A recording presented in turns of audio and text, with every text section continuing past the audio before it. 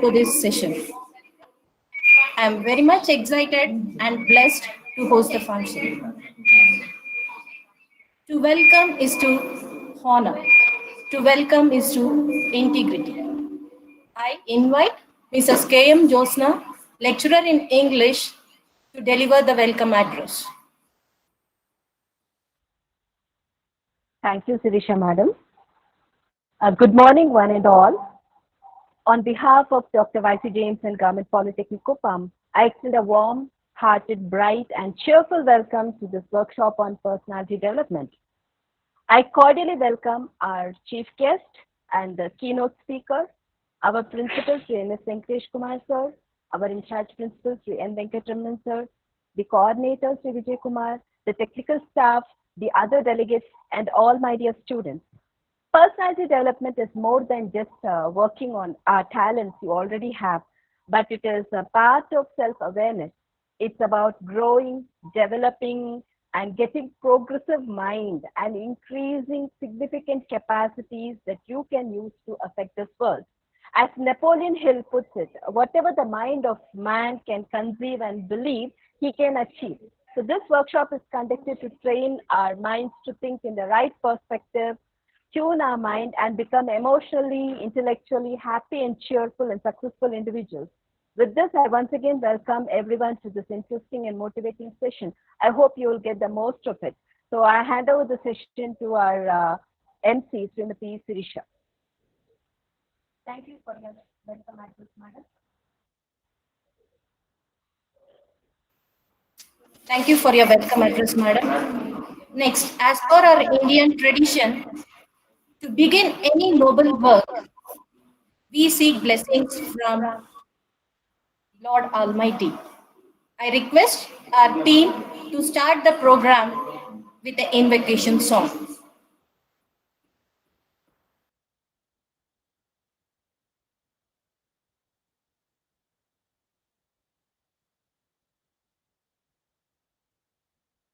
The invocation song.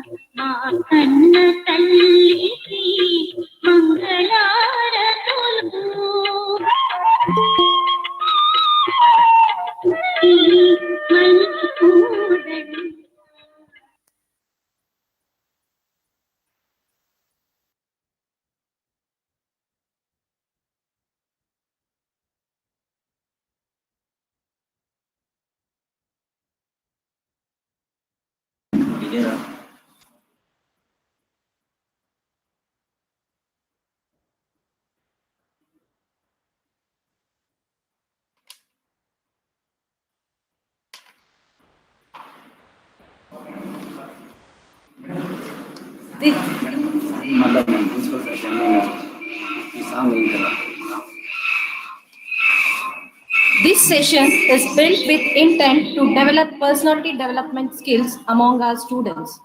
Today, we have an eminent keynote speaker, Sri V. Noor Mohammed sir, for our today's session. Now, I would like to call Mrs. Josna Madam, lecturer in English, to introduce the orator. I take immense pleasure to introduce the keynote speaker of today. He is graduated from Bethel Theosophical College, Madalpalli. He got his post-graduation degree from Andhra University, Vizag. He has several years of progressive experience as an able administrator, as he has worked as principal in several colleges like Mother Teresa College of Women, then Palamner, and principal of Vishwam Engineering College, and also Bessel Theosophical College. In his long years of journey, he has influenced and inspired many students. He is an erudite scholar, an avid reader, a voracious reader, and indeed an eloquent speaker. He is a contemporary philosopher also. He has registered an academy called REMA, that is Research Employment Monitoring Academy, with an objective to transform technical students into professionals and also put them into corporate world. And he has in his long journey, he has met thousands of students and was able to ignite their minds and thoughts with his charismatic personality. And when Mr. Manikem approached him about this workshop, he was really enthusiastic to speak to and motivate all of us. We are indeed very fortunate to have you with us, sir. And let us welcome our guest and keynote speaker of today's workshop on personality development. He is Mr.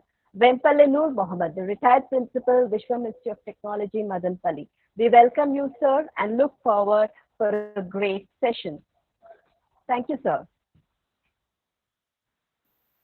Thank you, ma'am. Education is the passport to the future. For tomorrow, to those who prepare for it today belongs to them. Now, it's time to call upon a person who has consumed himself to develop our knowledge and to light the darkness in the life of our students. He is none other than our principal, Sri N.S. Venkatesh Kumar, sir. I may request our principal to address about today's session.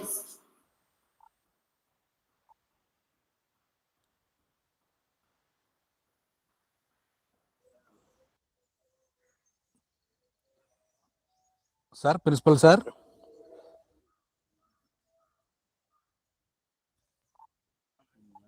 Sir, principal, sir.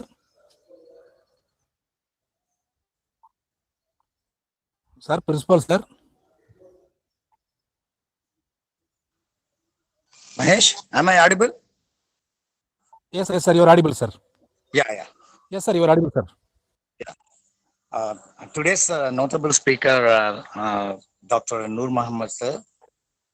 All the delegates who have registered their names for this today's expert talk, all the faculty who have been involved in the ongoing FDPs, SDPs, guest lectures, and expert talks, and my dear students who have registered yourselves, a very good morning, and I welcome on behalf of Dr. Y.C. Jameson Government Polytechnic, the notable speaker of today's expert talk.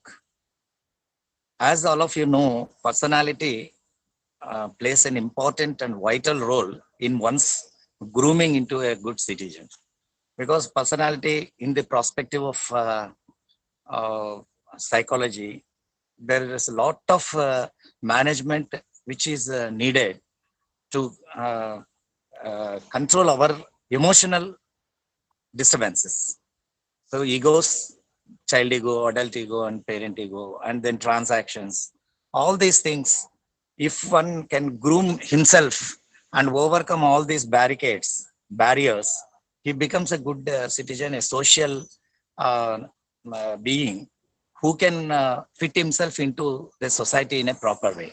Otherwise, the emotional disturbances which one may have in his lifetime may not only cause disturbances to himself, but causes to all the people who are around him.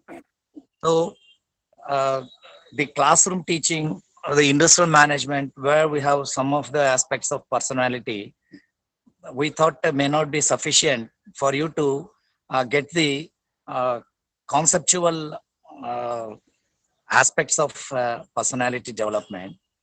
As part of personality development, which is being addressed today, I hope all the students will be able to imbibe the qualities from the experiences of Dr. Noor Muhammad, and then practice, because mere preaching doesn't make any sense. So unless you practice, one can become a good preacher as well as a practicer.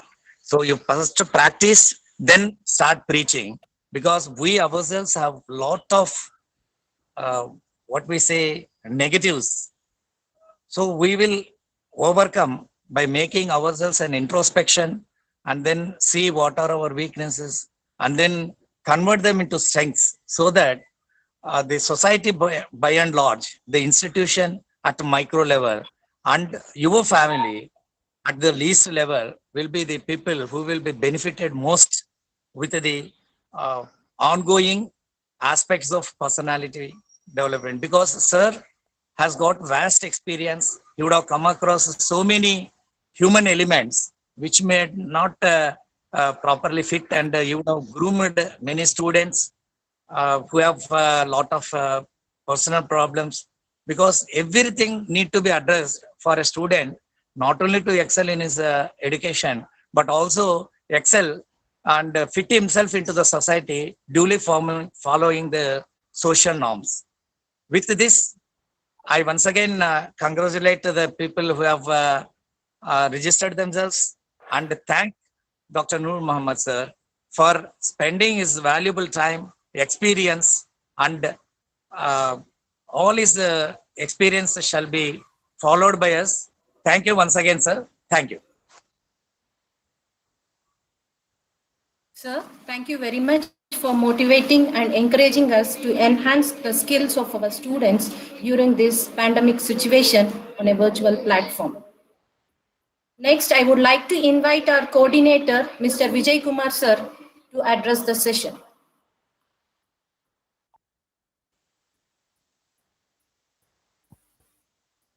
Respected chairman of the workshop, respected speaker Sri Noor Muhammad Garu, retired principal, Vishwam Engineering College, and my colleagues and my dear students. Good morning to everyone. I welcome all of you on behalf of Dr. Y.C. Jameson Government Polytechnic for this guest lecture on personality development. So what is meant by personality? One small story. ఒక పెద్ద forest ఉన్నది. ఆ ఫారెస్ట్లో ఒక powerful స్వామీజీ ఉన్నారు. ఆ స్వామీజీ దగ్గర ఒకసారి ఒక ఎలక వెళ్ళి నాకు క్యాట్ని చూస్తే భయంగా ఉంది, నిన్న పిల్లిగా మార్చేయండి, ఎందుకంటే నేను అప్పుడు కొద్దిగా పీస్ఫుల్గా ఫీల్ అవుతాను అని చెప్పింది. వెంటనే ఆ స్వామీజీ ఆయనకుండే పవర్ని యూజ్ చేసి ఆ ఎలకన పిల్లిగా మార్చేసినారు. ఆఫ్టర్ సమ్ డేస్, కొన్ని రోజుల తర్వాత మళ్ళా ఆ క్యాట్ ఆ స్వామీజీ దగ్గర వచ్చి నాకు కుక్కనే చూస్తే భయంగా ఉంది ఇప్పుడు, సో దట్ నన్ను కుక్కగా మార్చేయండి, అప్పుడు నేను బాగుంటాను అని. వెంటనే ఆ స్వామీజీ అతన్ని క్యాట్ని మళ్ళా ఒక కుక్కగా మార్చారు. ఆఫ్టర్ సమ్ డేస్ మళ్ళా ఆ డాగ్ ఆయన దగ్గర వచ్చి నాకు పులిని చూస్తే భయంగా ఉంది, నన్ను పులిగా మార్చేయండి. సరే ఇంకా ఎన్నో చేస్తున్నాం, ఇది కూడా చేస్తామనేసి ఏం చేశారంటే ఆ డాగ్న ఒక పులిగా మార్చేసినాం. ఆఫ్టర్ సమ్ డేస్ ఆ పులి మళ్ళా ఆ స్వామీజీ దగ్గర వచ్చి నాకు ఇప్పుడు హంటర్ని చూస్తే భయంగా ఉంది, అప్పుడప్పుడు వచ్చి నా రిలేటివ్స్ నా బంధువులు అంతా చంపేసినారు, సో దట్ నన్ను కూడా ఒక హంటర్గా మార్చేయండి అని. సో మళ్ళా స్వామీజీ ఆ పులిని ఒక హంటర్గా మార్చారు. కొన్ని రోజుల తర్వాత మళ్ళా హంటర్ ఆ స్వామీజీ దగ్గర వెళ్ళి నాకు మనుషులను చూస్తే భయంగా ఉంది, ఎందుకంటే నేను ఫారెస్ట్లో ఉండే జంతువులను అంతా చంపేస్తాను కాబట్టి నాకు వాళ్ళని చూస్తే భయంగా ఉంది అన్నారు. అప్పుడు ఆ స్వామీజీ చెప్పారు, నువ్వు ఏదిగా మార్స్తేనో నువ్వు పీస్ఫుల్గా ఉండలేవు, ఎందుకంటే నీ లోపల ఉండే నీ పర్సనాలిటీ అనేది ఏమంటే ఒక ఎలకకు ఉండేది మాత్రమే. సో నీ ఫిజికల్ స్ట్రక్చర్ని మారిస్తే ఎట్లానా యూజ్ ఉండదు అనేసి ఆ మనిషిని అంటే హంటర్ని ఇంకా ఒకసారి ఎలకగానే మార్చి వదిలేసాను. So from that story, so what is mean by personality? So personality అంటే ఏమనేటప్పుడు personality is that characteristics patterns of thoughts, feelings and behaviours that make a person unique. It is believed that the personality arises from within that individual and remains fairly consistent throughout its life. So what is that usage of learning about personality development means? It is used to increase your self-awareness. It is used to increase that confidence. It is used to increase your personality. It is used to increase your communication skills. It can able to take the steps towards your goals. It can able to reduce your stress and anxiety. It can able to gain the true happiness. One of the most powerful person in the world, the Napoleon, who is started his career as a soldier and occupied that and battled in that throughout that half of that world. So he tells one time, whatever the mind of a man can conceive and believe, it can achieve. So I hope this session helps you a lot to improve your personality, and it will help you in your personal life and your professional life, like placement and training. Have a nice session. Thank you once. Thank you one and all. So thank you very much for organizing this session and narrating a very interesting story. Now let me introduce our today's session in brief. Personality development is one such need which helps people improve their skills and to develop on a professional level. It includes the way we dress, the way we grooming themselves, interpersonal skills, how we communicate with others, and how we can adapt to the society. As students, we have to know a basic of personality development skills which we lack because there is a very big gap, huge gap between the curriculum and the industry. So today we have an experienced, eloquent, outstanding speaker to enhance the personality development skills among our students. Sir, we are very pleased to have you with us and to enhance the personality development skills among our students. Sir, I welcome you and I hope we will have a very interesting session today.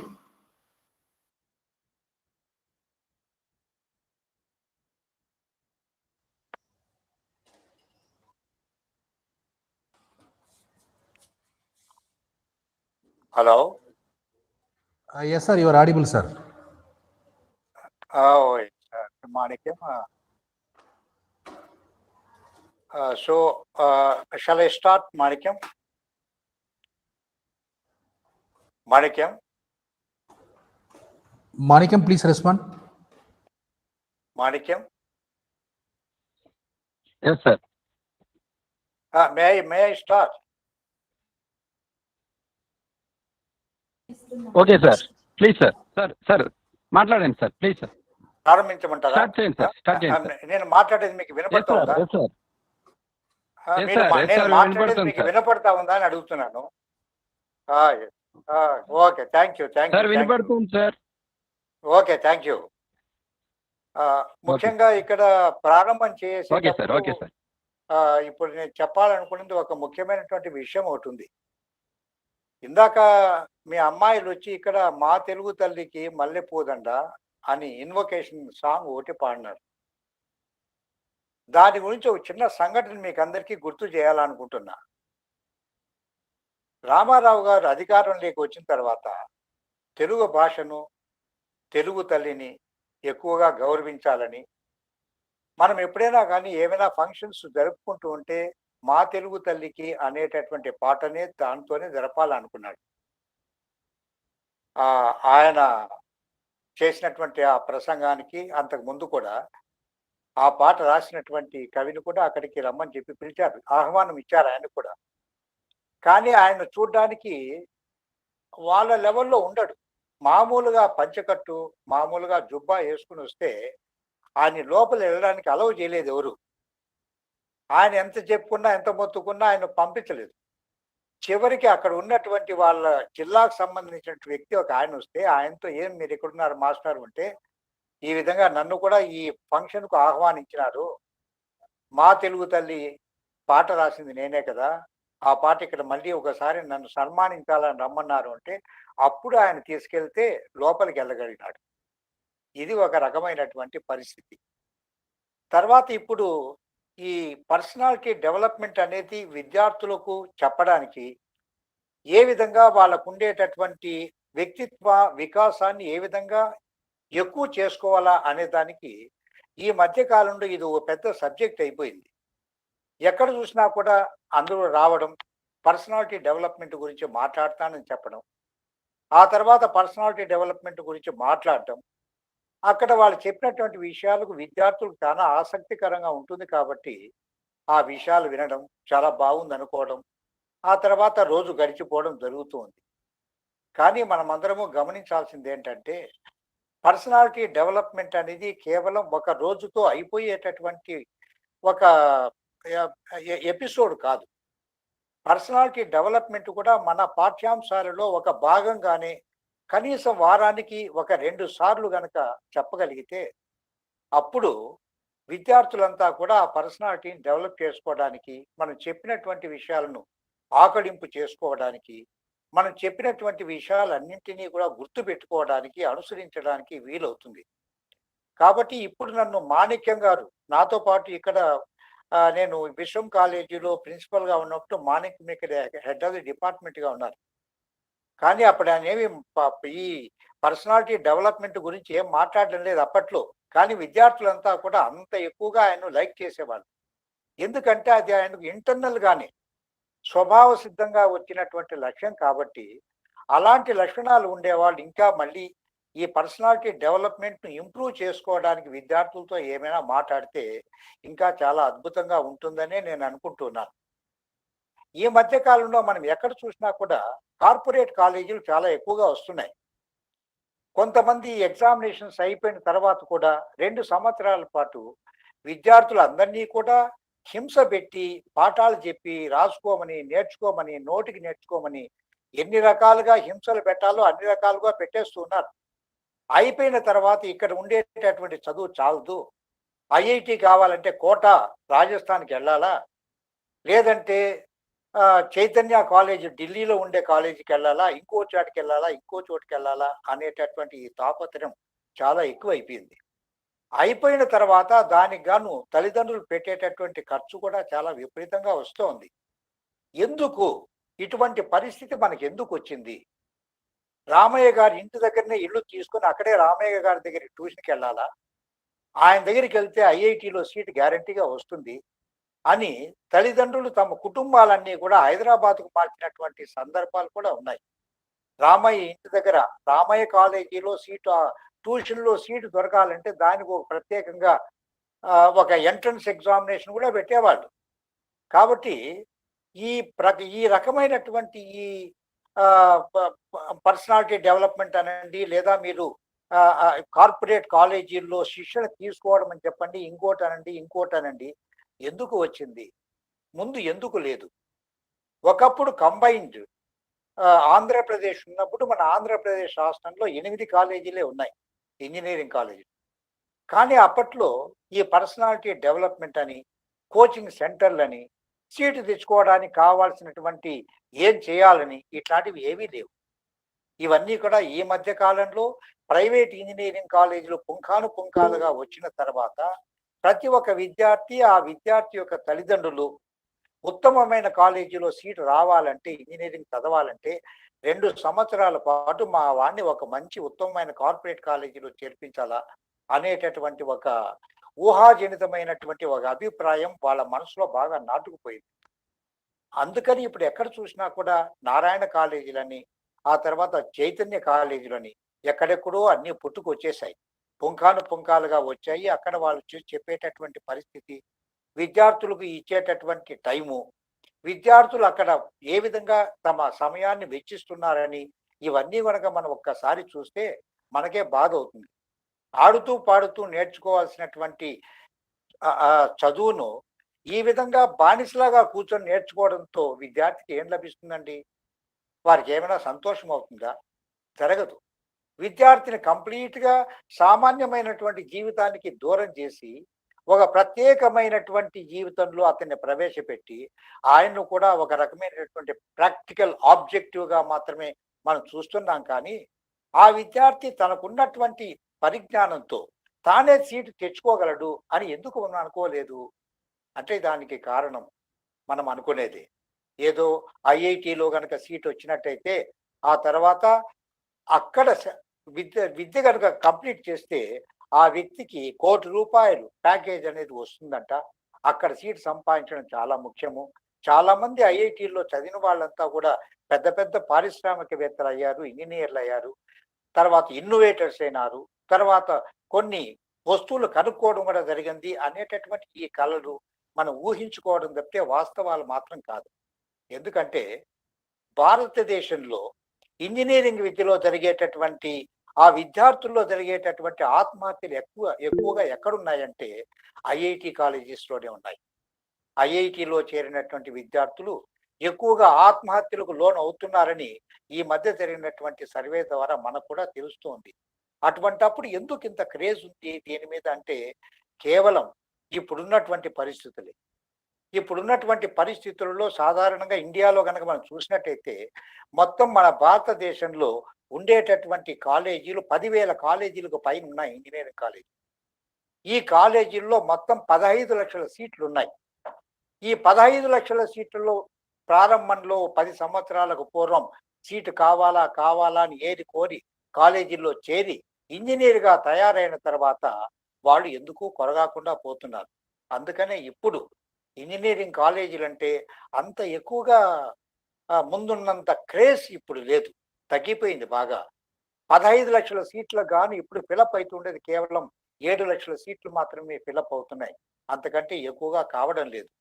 రెండవది ఏంటంటే మనకు ఆంధ్రప్రదేశ్ ప్రస్తుతం ఉన్నటువంటి ఆంధ్రప్రదేశ్లో 307 కాలేజీలు ఉన్నాయి. ఇందులో 20 కాలేజీలు యూనివర్సిటీ కాలేజీలు, మిగతా 287 కాలేజీలు ప్రైవేట్ కాలేజీలు. కాబట్టి ఇక్కడ విద్యార్థులు ఎంతమంది చేరుతున్నారంటే దాదాపు 25 కాలేజీల్లో 100 మంది కంటే ఎక్కువగా చేరడం లేదు.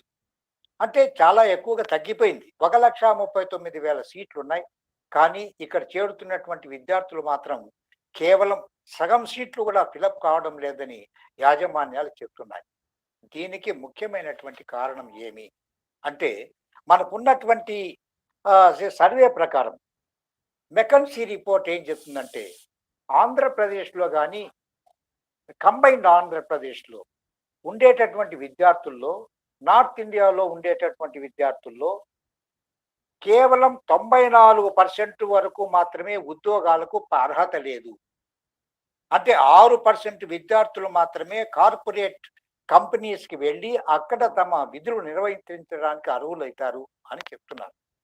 అదేవిధంగా 6% మాత్రమే ఉద్యోగాలు వస్తుంటే మీరు 94% ఏమవుతున్నారు? వాళ్ళంతా కూడా చిన్న చిన్న పనులు చేసుకుంటూ చదివిన చదువుకు చేసేటటువంటి పనికి ఏమాత్రం సంబంధం లేకుండా ఏదో 4 రాళ్ళు సంపాదించుకుంటూ ఎక్కడెక్కడో జీవితాలు గడిపేస్తున్నారు. ఇదే విషయాన్ని చాలా ఎక్కువగా అన్ని కమిటీలు కూడా అలాగే చెప్తూ ఉన్నాయి. మోహన్ పాయ్ ఏం చెప్తారు, ఇక్కడ పిల్లలు ఉద్యోగాలు చేసేదానికి పనికొచ్చేటటువంటి వాళ్ళు కేవలం 8% మాత్రమే ఉన్నారు.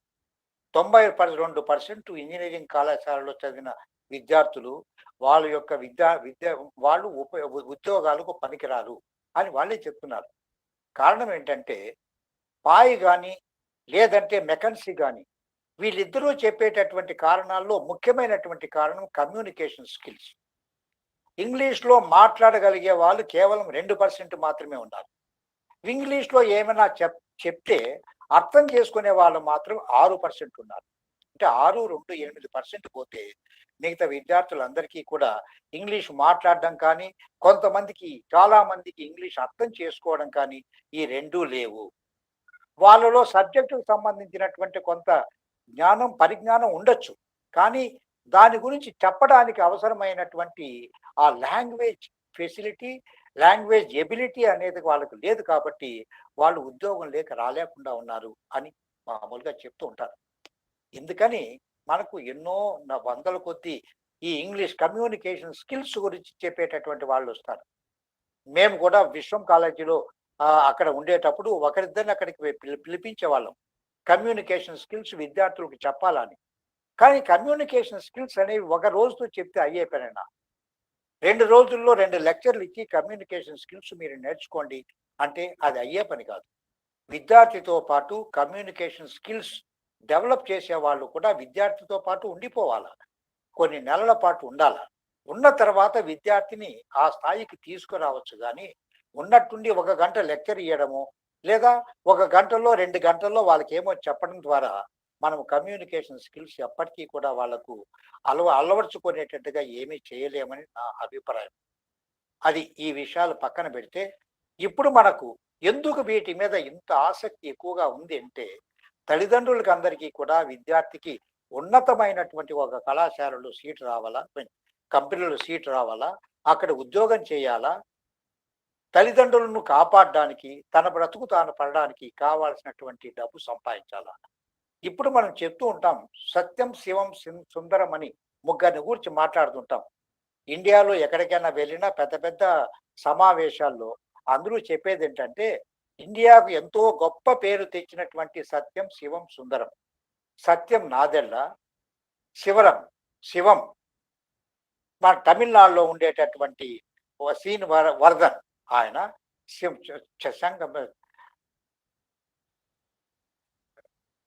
శంకరన్ అంటే సత్యం శివం శంకర్ అంటే ఆ శంకర్ అనే ఆయన ఇప్పుడు మనకు మొన్న కూడా ఇండియాకు వచ్చిపోయారు. అందరూ వీళ్ళలాగానే తయారు కావాలంటే అవుతుందా? వీళ్ళెవరు కానీ కమ్యూనికేషన్స్ స్కిల్స్ నేర్చుకోలేదు, వీళ్ళెవరు కానీ ఎక్కడ ఏమి కోచింగ్ సెంటర్లకు వెళ్ళలేదు. అది వాళ్ళకు స్వతహాగా వాళ్ళకు అబ్బినటువంటి ఒక రకమైనటువంటి లక్షణాలు మాత్రమే. ఆ లక్షణాలు అక్కడికి వెళ్ళిన తర్వాత వాళ్ళు ఎక్కువ పెంపొందించుకున్నారు. ప్రపంచంలోనే ఒక ముఖ్యమైనటువంటి త్రిమూర్తులుగా వాళ్ళను మనం అనుకుంటున్నామంటే దీనికి కారణం వాళ్ళు చేసుకున్నటువంటి తర్వాత వాళ్ళు పెంపొందించుకున్నది. కాబట్టి ఇప్పుడు నేను చెప్తున్నది విషయంలో ఈ పర్సనాలిటీ డెవలప్మెంట్ చేసుకోవడానికి లేదా వ్యక్తిత్వాన్ని వికాసం చేసుకోవడానికి మనకి ఏ రకమైనటువంటి లక్షణాలు ఉండాలా, ఏ రకమైనటువంటి లక్షణాలు ఉంటే మన వ్యక్తిత్వం వికాసం చెందుతుంది, మనం ఏ రకమైనటువంటి సందర్భాన్నైనా ఏ రకమైనటువంటి పరిస్థితినైనా ఎదుర్కోవడానికి వీలవుతుంది అనేటటువంటి వాటి మీద కొంతసేపు నాకు తెలిసినటువంటి కొన్ని విషయాలు విద్యార్థులకు చెప్పాలనే ఉద్దేశంతో ఇక్కడికి వచ్చినాను. ఇప్పటికి చెప్పిందంతా కూడా కేవలం ఉపోద్ఘాతం మాత్రమే. మన పరిస్థితి ఎలా ఉంది, ఇంజనీరింగ్ కళాశాల యొక్క పరిస్థితి ఎలా ఉంది, పాస్ అయినటువంటి ఉద్యోగులు ఇప్పుడు 1 కోటి మంది ఇంజనీర్లు ఉన్నారు, వాళ్ళ యొక్క పరిస్థితి ఎలా ఉంది అనేటటువంటి విషయాన్ని గురించి మాత్రమే చెప్పాను. ఇప్పుడు మామూలుగా వ్యక్తిత్వ వికాసము అనేది ఒక వ్యక్తికే పరిమితం కాదు. వికాసం అనేది దేశానికి కూడా, ఆ దేశానికి వికాసం కావాలా, దేశం అభివృద్ధి చెందాలా. కాబట్టి వ్యక్తి తనకు తాను అభివృద్ధి చెందాలంటే అతనిలో ఒక రకమైనటువంటి సంకల్పం ఏర్పడాల. అట్లాగే దేశం కూడా అభివృద్ధి చెందాలంటే దేశానికి కూడా ఒక సంకల్పం అంటూ రావాలా.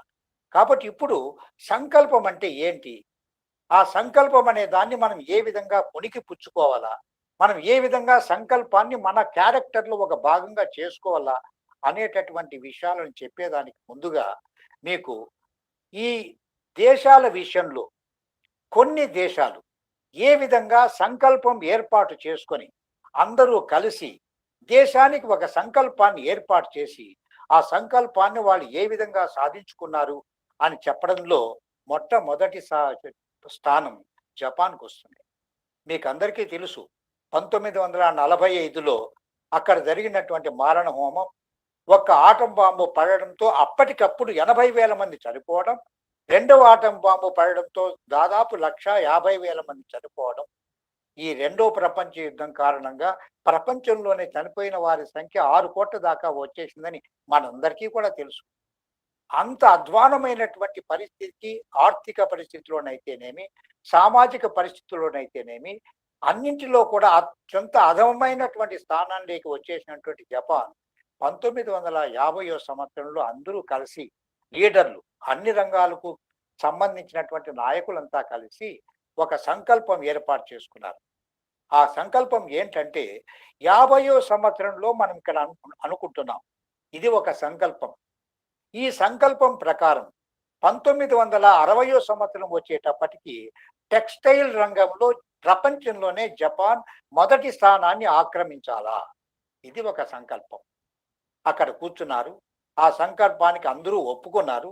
తర్వాత 1960వ సంవత్సరం వచ్చేటప్పటికి జపాన్ ప్రపంచంలోనే టెక్స్టైల్ రంగంలో మొట్టమొదటి స్థానానికి వచ్చేసింది. ఆ తర్వాత మళ్ళీ నాయకులంతా కలిశారు. కలిసిన తర్వాత సంకల్పం, రెండవ సంకల్పం ఏమనుకోవాలా అని. అప్పుడు వాళ్ళు ఏమనుకున్నారు, రెండవ సంకల్పంగా 1970వ సంవత్సరం వచ్చేటప్పటికి ఐరన్ అండ్ స్టీల్ ఇండస్ట్రీలో జపాన్ ప్రపంచంలోనే మొదటి స్థానాన్ని ఆక్రమించాలా అనే ఒక సంకల్పం చేసుకున్నారు. 1970 సంవత్సరం వచ్చింది. వచ్చిన తర్వాత ప్రపంచంలోనే జపాన్ మొట్టమొదటి స్థానాన్ని టెక్స్టైల్ రంగంలో సాధించింది. ఆ రంగంలో సాధించినటువంటి ఆ మొట్టమొదటి స్థానానికి అది అనుసరించినటువంటి కొన్ని పద్ధతులు కూడా, ఎందుకంటే మార్కెట్లో మనం పురోభివృద్ధి కావాలంటే దానికి తగినటువంటి కొన్ని లక్షణాలు కంపెనీలు అలవర్చుకోవాలి.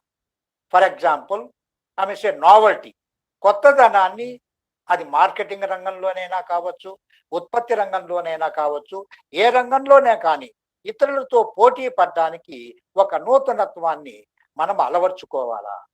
అందుకని వాళ్ళు ఏం చేశారంటే నేషనల్ స్టీల్ కార్పొరేషన్ అనేటటువంటి ఒక సంస్థ, ఆ సంస్థ ముఖ్యమైనటువంటి స్టీల్ ప్రపంచంలో కేవలం జపాన్లో మాత్రమే తయారయ్యేటటువంటి ఒక రీఇన్ఫోర్స్ స్టీల్ అనేటటువంటి ఒక స్టీల్ను తయారు చేసి అది ఈస్టర్న్ కంట్రీస్లో అన్నిట్లో కూడా అమ్మాలని ఒక నిర్ణయం తీసుకున్న తర్వాత ఆ సంకల్పం ఎట్లా ఉంటుందంటే, జపాన్ నుంచి బయలుదేరినటువంటి ఆ నౌక ఖాళీగా బయలుదేరు. ఆ నౌకలో ఎవరుంటారు? కేవలం సాంకేతిక పరంగా స్టీల్ తయారు చేయడానికి తెలిసిన వాళ్ళు, అందులో నిష్ణాతులు, ఏ విధంగా ఆ స్టీల్ తయారు చేయాలా, ఏ విధంగా దాన్ని అమ్మేయాలా అని మేనేజ్మెంట్ వీళ్ళు మాత్రమే ఉంటారు. ఆ షిప్ నేరుగా ఆస్ట్రేలియాకు వెళ్తుంది. ఆస్ట్రేలియాకు వెళ్ళిన తర్వాత షిప్లో కావాల్సినటువంటి మ్యాగ్నటైట్ అనేటటువంటి ఒక బొగ్గు అందులో పూర్తిగా నింపుకొని, అవసరమైనంత నింపుకొని అక్కడి నుంచి నేరుగా మన గోవా ప్రాంతంలోకి వస్తుంది. గోవాలో ఉండేటటువంటి ఐరన్ ఓర్, మంచి ఉత్తమమైనటువంటి క్వాలిటీ ఐరన్ ఓర్ అక్కడ తయారు చేసి తీసుకుంటుంది.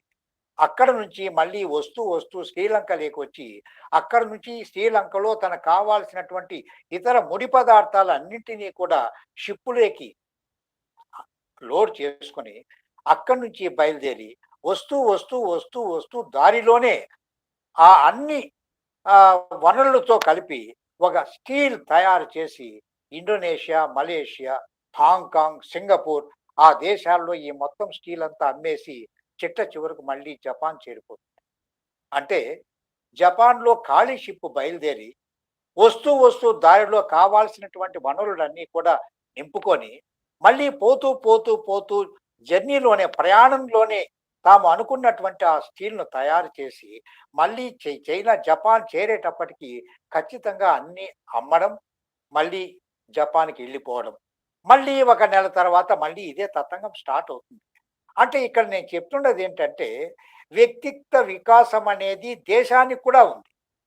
మనం చేసేటటువంటి పనిలో ఒక రకమైనటువంటి నూతనత్వాన్ని ఎప్పుడైతే మనం సృష్టించగలుగుతామో అప్పుడు దాని మీద అందరికీ కూడా కొంచెం ఆ వస్తువును సంపాదించుకోవడానికి ఎక్కువగా అవసరం ఉంటుంది. కాబట్టి దేశాలకు కూడా సంకల్పం అవసరము. ఇదే రకమైనటువంటి సంకల్పాన్ని తైవాన్ దేశం కూడా చేసింది. తైవాన్ చాలా చిన్న దేశం, 2 కోట్ల జనాభా మాత్రమే ఉంది. అదంతా ఎప్పుడూ కూడా చైనాతోనే కలిసి ఉంది అని అంటారు, కానీ అది స్వతంత్ర దేశమే. ఆ దేశంలో తయారయ్యేటటువంటి ఎలక్ట్రికల్ సామగ్రి ప్రపంచమంతా కూడా చాలా ఎక్కువగా ఉపయోగిస్తూ ఉంటారు. ఆ ఎలక్ట్రికల్ సామగ్రిని అంతా తయారు చేసి ఇతర దేశాలకు ఎగుమతి చేయడమే తైవాన్ చేసేటటువంటి పని. దీనివల్ల ఆ జీడిపిలో 59% కేవలం ఎగుమతుల ద్వారా మాత్రమే వాళ్ళకు లభిస్తుంది. అట్లాగే సౌత్ కొరియా గురించి విద్యార్థులకు ఏమీ చెప్పాల్సిన పని లేదు.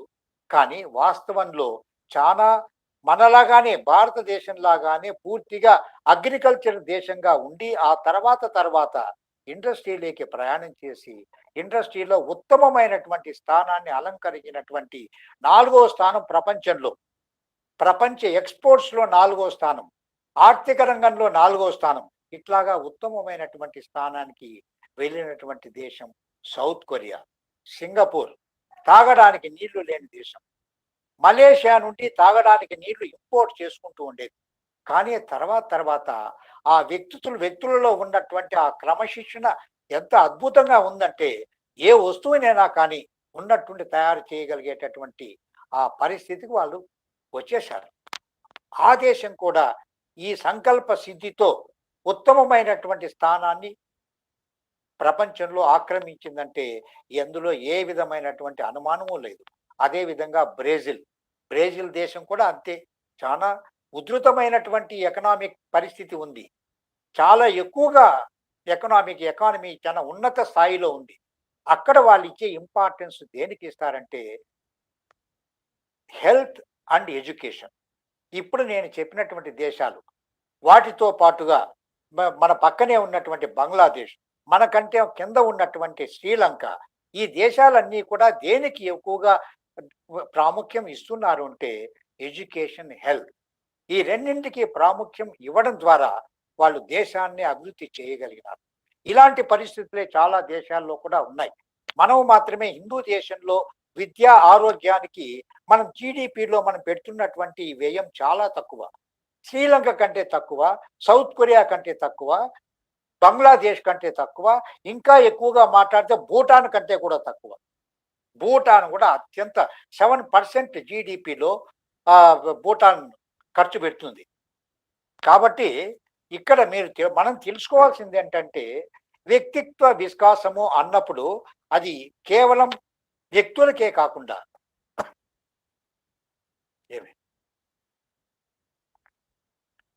మాట్లాడుతున్నా వ్యక్తులకే కాకుండా సంస్థలకు, తర్వాత దేశాలకు కూడా వికాసాన్ని సాధించాలనేటటువంటి అవసరం చాలా ఎక్కువగా ఉంటుంది.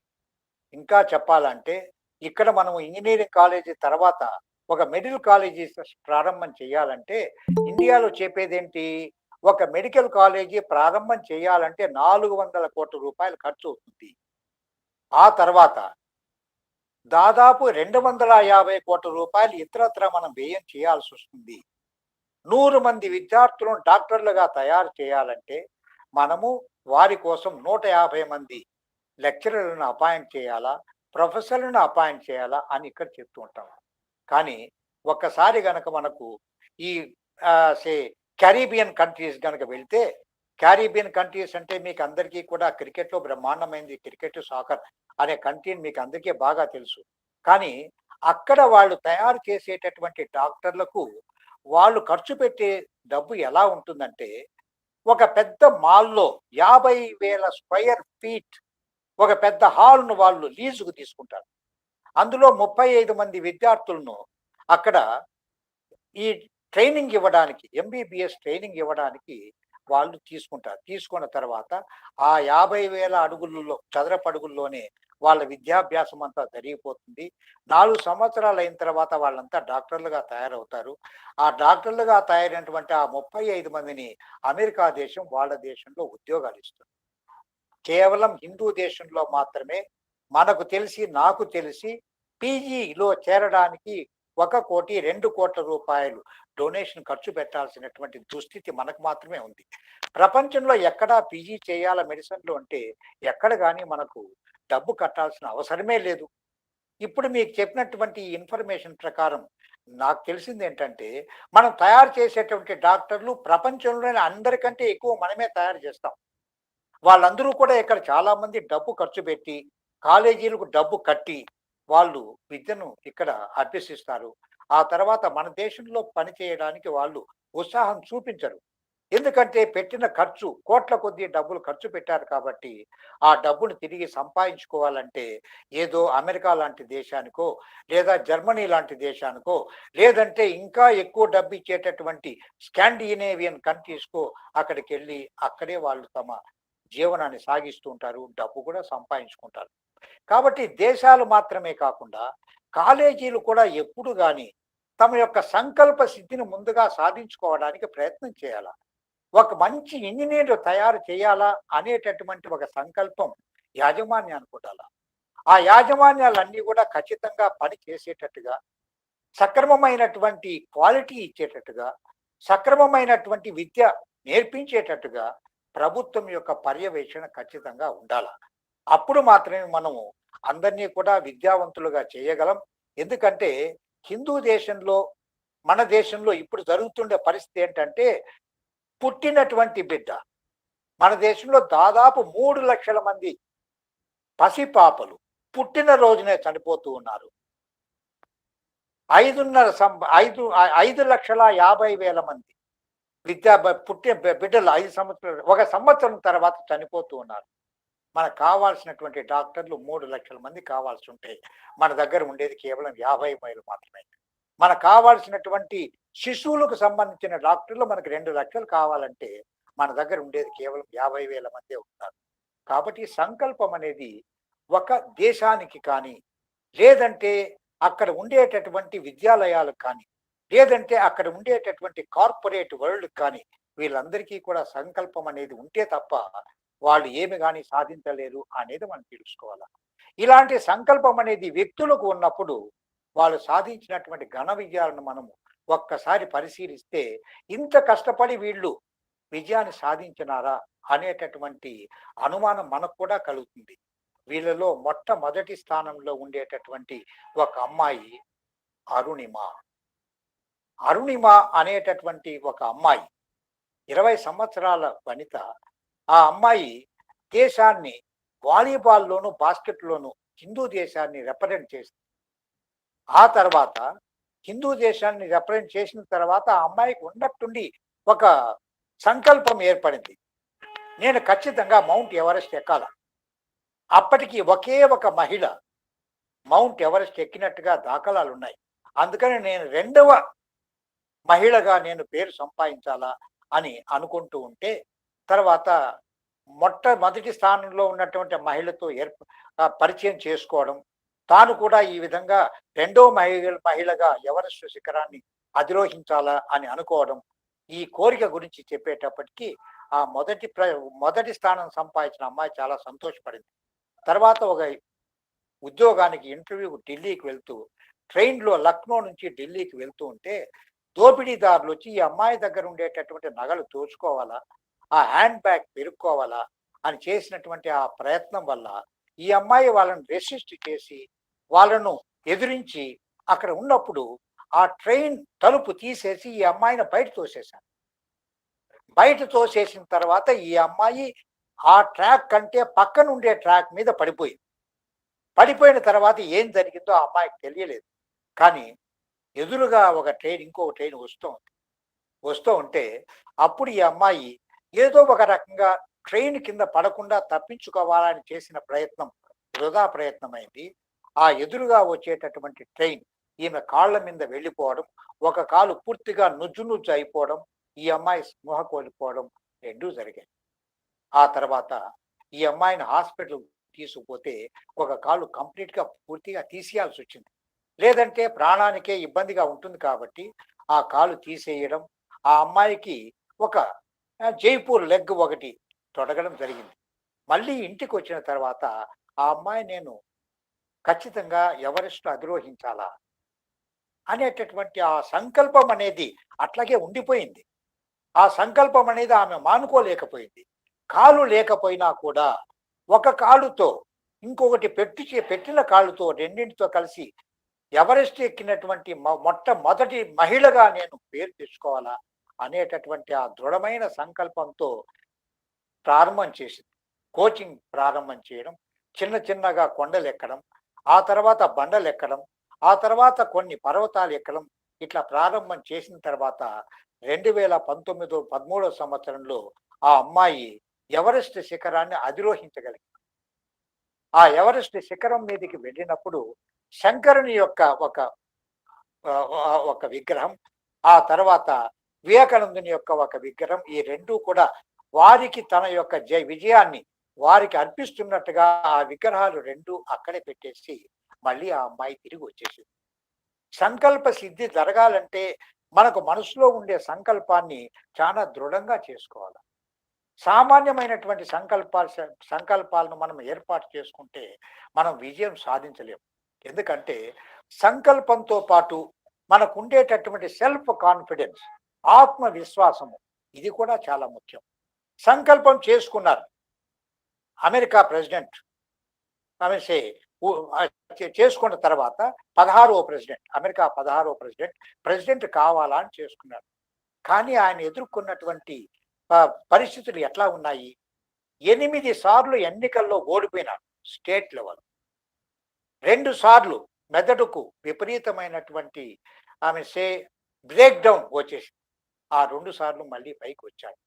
ఆ తర్వాత వ్యాపారం చేశాడు. వ్యాపారంలో ఉన్నదంతా కూడా కోల్పోయినాడు.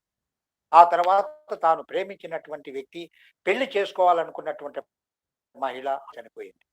అయిన తర్వాత ఆయన సంకల్పం ఆయన వీడలేదు. ఎదురొడ్డి పోరాడినాడు. స్పీకర్ కూడా కాలేకపోయినాడు. ల్యాండ్ ఆఫీసులు కూడా కాలేకపోయినాడు. అటువంటిది 1861 సంవత్సరంలో ప్రెసిడెంట్‌కు జరిగినటువంటి ఎన్నికల్లో ఆయన అమెరికా ప్రెసిడెంట్‌గా ఎన్నికైనాడు. ఆయనే సే ఆహ్, అబ్రహాం లింకన్. అబ్రహాం లింకన్ 1861 సంవత్సరంలో ప్రెసిడెంట్‌గా ఎన్నికైన తర్వాత అమెరికా చరిత్రలో ఆయనను మించినటువంటి ప్రెసిడెంట్ ఇంతవరకు రాలేదని అమెరికా చరిత్రకారులు చెప్తారు. అంటే సంకల్పం ప్రెసిడెంట్ కావాలనే ఉంది. కానీ జీవితంలో ఈ ఒడిదుడుకులన్నీ తాను పడుతూ తర్వాత తాను ఒక ప్రెసిడెంట్‌గా మారడానికి ఆయన ఆత్మవిశ్వాసం కోల్పోలేదు. ఆత్మవిశ్వాసం కోల్పోకుండా తన సంకల్పాన్ని, దృఢమైనటువంటి సంకల్పాన్ని సాధించుకోవాలనే ఉద్దేశంతో ఆయన మళ్ళీ 1861 సంవత్సరంలో ఎన్నికల్లో గెలవడం, గెలిచిన తర్వాత అప్పుడే అక్కడ ఉన్నటువంటి నల్లలాంటి బానిసత్వాన్ని పూర్తిగా తొలగించడం, ప్రపంచంలోనే యుఎస్‌లో వచ్చినటువంటి అందరు ప్రెసిడెంట్‌లో కూడా సే ఈ ప్రెసిడెంట్ చాలా గొప్ప ప్రెసిడెంట్‌గా పేరు తెచ్చుకున్నాడు. ఇది మనము సంకల్పాన్ని ఏర్పరచుకోవడమే కాదు, ఆ సంకల్పానికి తగినటువంటి ఆత్మవిశ్వాసాన్ని కూడా మనం మన దగ్గర ఉంచుకోవాలి. దానికి తగినట్టుగా నూతనత్వాన్ని ఏర్పాటు చేసుకోవాలి. ఏదైనా కానీ మిగతా వారి కంటే భిన్నంగా ఏదైనా మనం తయారు చేయడానికి కానీ, భిన్నంగా ఏదైనా కొన్ని కనుక్కోవడానికి కూడా ప్రయత్నం చేయాల్సి ఉంటుంది. ఎందుకంటే విల్మా రుడాల్ఫ్, ఒక అమ్మాయి కంప్లీట్‌గా ప్యారలైజ్ అయిపోయింది. నడుము క్రింది భాగం అంతా ప్యారలైజ్ అయిపోతే, ఆ అమ్మాయి ఎప్పుడూ కూడా పరుపు మీదనే ఉండాలా, మంచం మీదనే ఉండాలా. లేచి నిలబడడానికి కూడా వీలు లేదు. అటువంటప్పుడు ఆమె మదర్‌తో, తల్లిగారితో చెప్పిందంట, "అమ్మా, నేను ప్రపంచంలోనే ఫాస్టెస్ట్ వుమన్‌గా నేను పేరు తెచ్చుకోవాలా? ఒలింపిక్స్‌లో నేను 100 మీటర్స్ డాష్‌లో మొట్టమొదటి గోల్డ్ మెడల్ నేను సంపాదించాలా" అని తల్లితో చెప్పిందంట. తల్లి ఒకవైపున కన్నీటి కంట నీరు పెట్టుకొని, ఇటువంటి పరిస్థితుల్లో మీరు ఏ విధంగా నీకు సాధ్యమవుతుంది అని అనకుండా, వై నాట్ మా, why not, you can become the fastest girl in the world, there nothing to beat because you got the determination. సంకల్పం, డిటర్మినేషన్ ఉంది అని అప్పటి నుంచి ఆ అమ్మాయికి మెల్లగా లేచి నడవడానికి ఫిజియోథెరపీ చేయించడం, ఆ తర్వాత కొంత కొంత అడుగులు వేయడం, అడుగులో అడుగు వేసుకుంటూ నడవడం, తర్వాత అడుగులో అడుగు వేసుకుంటూ పరిగెత్తడం, ఇవన్నీ చేసిన తర్వాత 1960 సంవత్సరం రోమ్‌లో జరిగిన ఒలింపిక్స్‌లో ఆ అమ్మాయి 100 మీటర్స్, 200 మీటర్స్, 400 రిలే, ఈ మూడింటిలో కూడా 3 బంగారు పతకాలు ఒకే ఒకసారి ఆ అమ్మాయి సాధించింది. ఇది ఆత్మవిశ్వాసము, అనుకున్నటువంటి ఆ సంకల్పం. సంకల్పానికి తనకున్నటువంటి ఆత్మవిశ్వాసము సహాయం చేస్తే సాధించడానికి ఏదైనా సాధించవచ్చు అంటారు. అట్లాగే ఇంకా మనం గుర్తు పెట్టుకోవాలంటే దశరథ్ మాంజీ, మౌంటైన్ మ్యాన్ అంటారు. దశరథ్ మాంజీ అనేటటువంటి ఆ వ్యక్తి అక్కడి నుంచి, వాళ్ళ పల్లె నుంచి దగ్గరగా ఉండేటటువంటి హాస్పిటల్కి వెళ్ళాలంటే 55 కిలోమీటర్లు వెళ్ళాలి. అంటే ఒక కొండ, ఆ కొండను చుట్టుకొని వాళ్ళంతా కూడా హాస్పిటల్కి వెళ్ళి రావాలి. అటువంటిది ఒకసారి మాంజీ గారి భార్య కొండ మీద నుంచి పడ్డం వల్ల దెబ్బ తగిలి, బాగా పెద్ద దెబ్బ తగిలినందువల్ల ఆమె హాస్పిటల్కి తీసుకుపోవడానికి అవకాశం లేక తీసుకెళ్తుంటే మధ్యదారిలోనే ఆమె చనిపోతుంది. చనిపోయిన తర్వాత మాంజీ ఇంటికి వచ్చిన తర్వాత ఒక సంకల్పం చేసుకున్నాడు.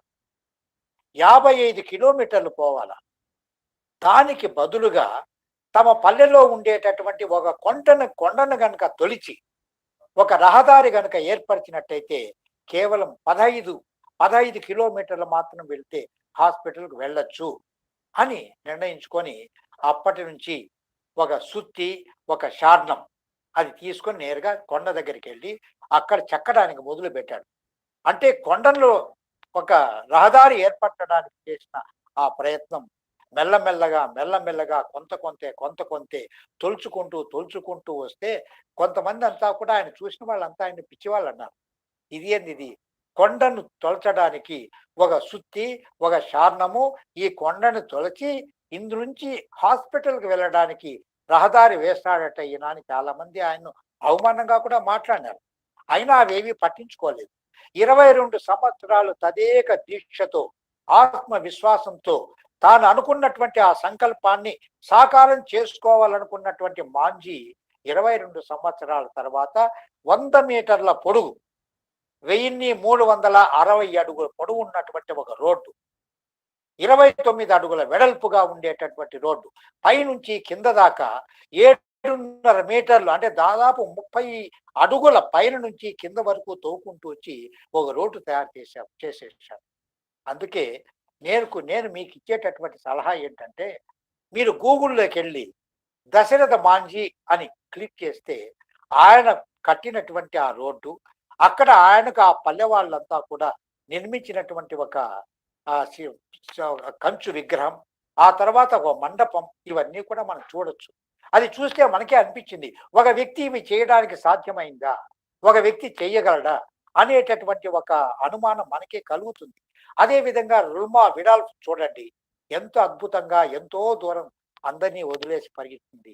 ఇది ఒక రకంగా సంకల్పము, తనకుండేటటువంటి ఆత్మస్థైర్యము, ఈ రెండూ కలిపితే ఒక వ్యక్తి ఏదైనా సాధించడానికి అవకాశం ఉంటుంది అని మళ్ళీ చెప్పాల్సిన పని లేదు.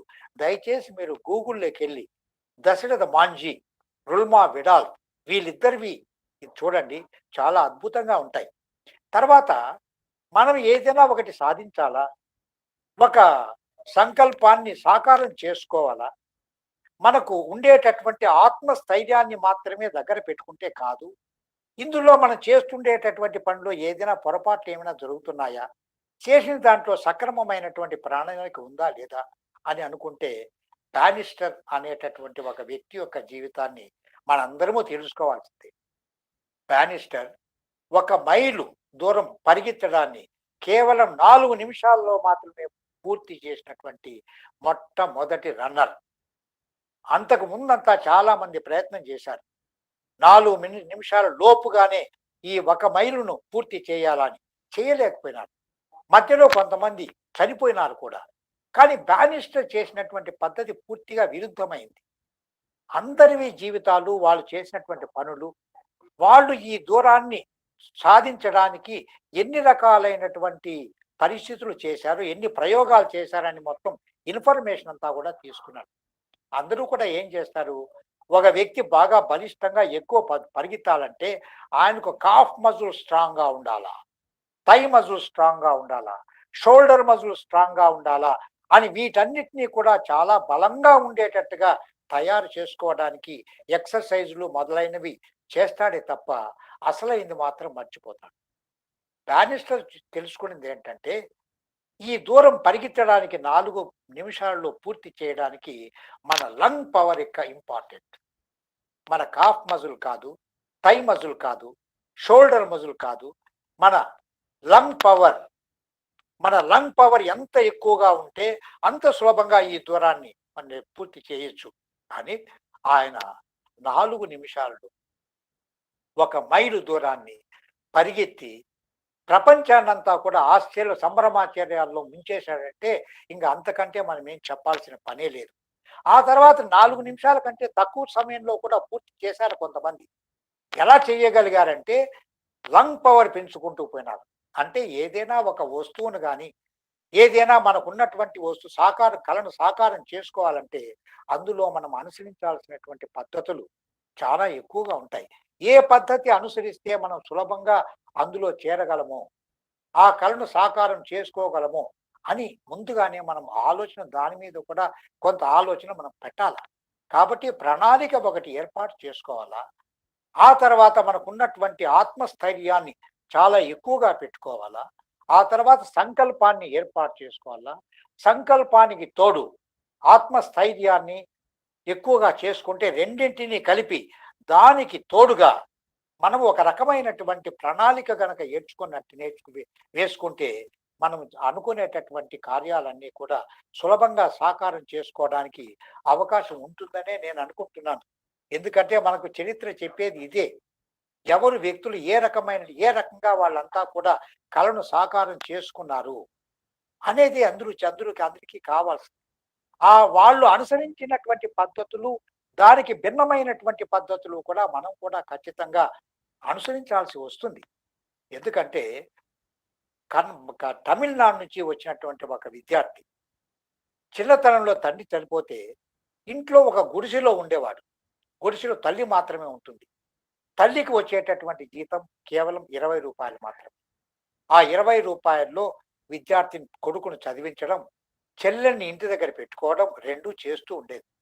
10th క్లాస్లో తమిళనాడు స్టేట్ ఫస్ట్ వచ్చాడు. ఆ తర్వాత కాలేజీలో చేరాడు. చేరిన తర్వాత ఈమె ఇచ్చేటటువంటి డబ్బు అక్కడ కాలేజీకి పోయి రావడానికి కూడా చాలదు. రూపాయి 2 రూపాయలు ఏ మేరకు అవుతుంది. అందుకని అందరితో పాటు కాలేజీకి వెళ్ళి 12 గంటలు అయ్యేటప్పటికి అందరూ భోజనాలకు వస్తే ఈయన మాత్రం దూరంగా కూర్చొని ఉండేవాడు. వాళ్ళందరూ భోజనాలు చేసిన తర్వాత వాళ్ళ పాత్రలు తీసుకొని అవి కడిగి ఇవ్వడానికి మాత్రం తీసుకుంటూ ఆ పాత్రలో మిగిలినటువంటి భోజనం ఏదైనా ఉంటే ఆ భోజనాన్ని తాను తినడం, వాళ్ళ పాత్రలన్నీ కూడా కంప్లీట్గా నీట్గా కడగడం, వాళ్ళ పాత్రలు వాళ్ళకి ఇచ్చేయడం, ఇట్లాగే రోజులు గడిపేశాడు. రాహేల్ ఇదేమో చూసా.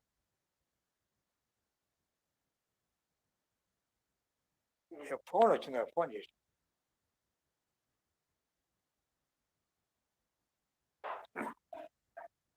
తర్వాత 4 సంవత్సరాలు మాణిక్యం మాణిక్యం మాణిక్యం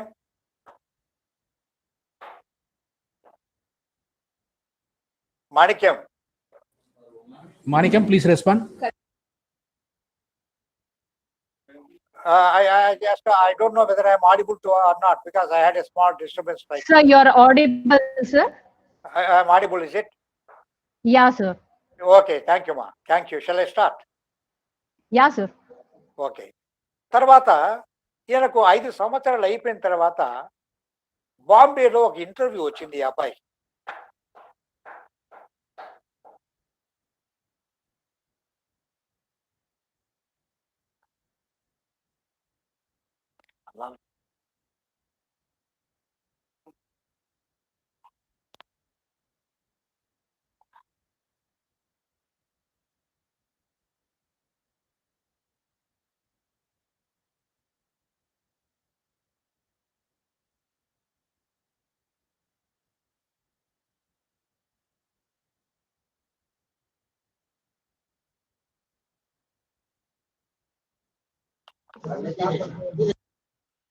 Yes.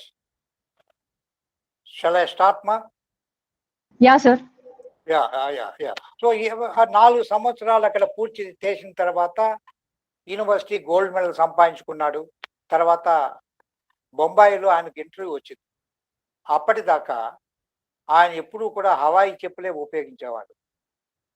ఒక షర్టు, ఒక ప్యాంటు, స్పేర్గా ఒక షర్టు, ఒక ప్యాంటు.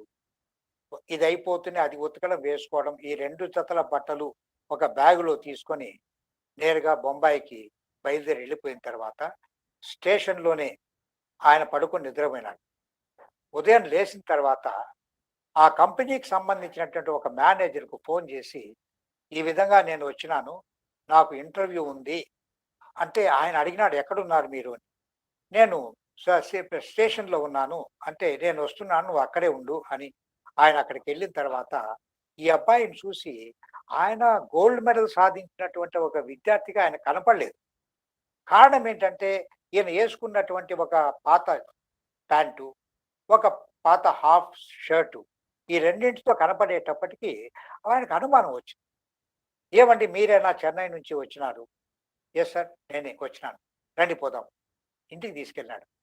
ఇంటికి తీసుకెళ్ళిన తర్వాత రూమ్లో కూర్చోబెట్టి, మీరు ఈ విధంగా హవాయి చెప్పులు వేసుకొని ఇంకొక జత ఇలాంటి జత బట్టలు వేసుకొని రేపు ఇంటర్వ్యూకి వస్తే మిమ్మల్ని కంపెనీ లోపలికి కూడా రానియరు.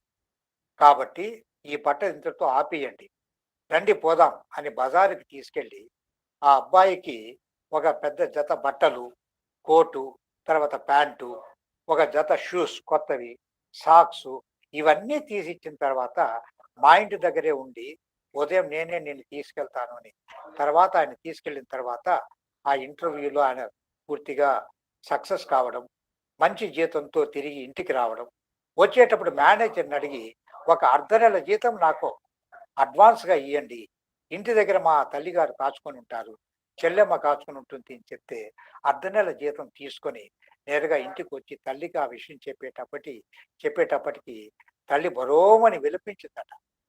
ఇన్ని కష్టాలు పడిన తర్వాత నీకున్నటువంటి సంకల్పానికి, నీకున్నటువంటి సెల్ఫ్ కాన్ఫిడెన్స్, ఆత్మస్థైర్యానికి భగవంతుడు నీకు మంచి పొజిషన్ ఇచ్చినాడు, కాబట్టి ఖచ్చితంగా నువ్వు పైకి వస్తావు అని చెప్పిన తర్వాత మళ్ళీ బొంబాయి వెళ్ళడం, ఇండియా నుంచి అమెరికా వెళ్ళడం, అమెరికాకు వెళ్ళిన తర్వాత కొన్ని రోజులు అదే కంపెనీలో పనిచేసి ఆ తర్వాత తానే ఒక కొత్త నూతన కంపెనీ ఒక దాన్ని ప్రారంభం చేసి ఆ కంపెనీలో కూడా కొన్ని $1 బిలియన్ డబ్బులు సంపాదించి ఇలాంటి విద్యార్థులకు అందరికీ ఇప్పటికీ కూడా చెన్నైలో ఆ అబ్బాయి సహాయం చేస్తున్నాడట.